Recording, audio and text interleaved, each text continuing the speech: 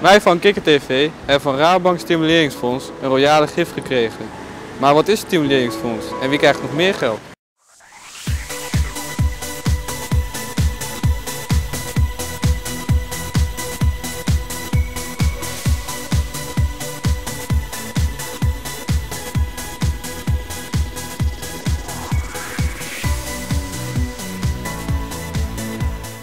Ik ben Peter Essenberg, directievoorzitter van de Rabobank West-Zeeuws-Vlaanderen. Wij zijn een coöperatieve bank, voortgekomen vanuit de gemeenschappen hier in Zeeuws-Vlaanderen.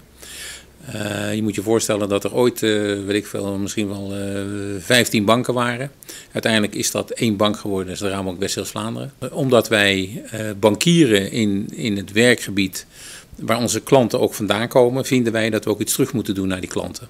En een van de dingen die we daarvoor bedacht hebben is dat wij als coöperatie een fonds in het leven hebben geroepen, het Stimuleringsfonds. Daar stoppen wij elk jaar daar een bepaald bedrag in.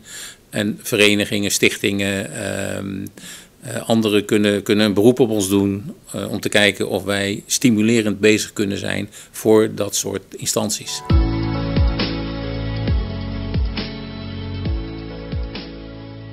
Geweldig. We hebben nu inmiddels alweer een jaar of misschien zelfs iets langer geleden hebben we een som geld gekregen van het Rabo Stimuleringsfonds. We hebben daar een paardrijbak van aangelegd die nu zeer intensief wordt gebruikt door allerlei jongeren die daar baat bij hebben. De jongeren die leren dus op een gegeven moment op een paard te rijden, wat kan leiden tot gedragsverandering. Er zijn kinderen die daar gewoon ontspannen oprijden. Het wordt voor allerlei doeleinden gebruikt. Ik zou ook graag andere mensen aanraden om gebruik te maken van het Rabo Stimuleringsfonds. Want het is, ja, net wat ik net al zei, geweldig.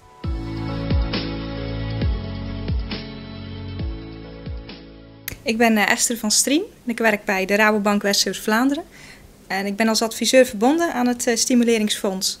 Ik ben eigenlijk de speel tussen de aanvrager en de fondsbeheerders die de projecten beoordelen. Het Stimuleringsfonds is een praktische invulling van ons coöperatief gedachtegoed. Samen bereik je meer dan alleen.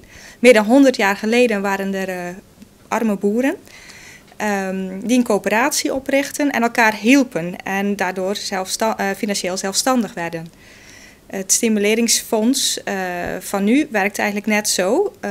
Wij zetten jaarlijks een stukje van de winst opzij, bedoeld voor het creëren van een stukje vitaliteit in onze regio.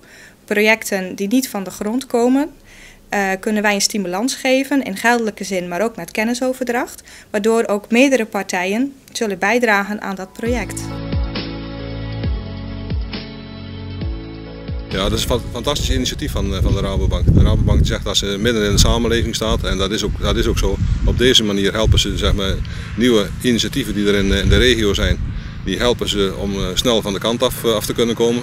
Ons voorbeeld daarvan is dat we in maart 2012 hadden we het idee om hier de Ziltehof te starten. En 2 maanden later konden we met geld van het Stimuleringsfonds deze tuin aanleggen.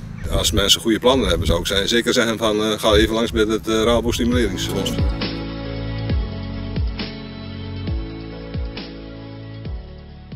Ik ben hartstikke blij en dankbaar dat we van de Rabobank Stimuleringsfonds dit mooie bedrag hebben mogen ontvangen.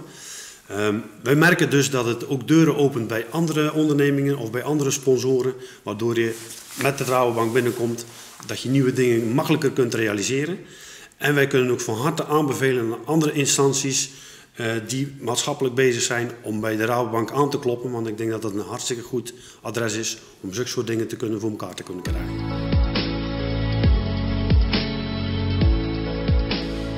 Nu u weet wat Rabobank Stimuleringsfonds doet en u wilt in aanmerking komen, weet u waar u moet zijn.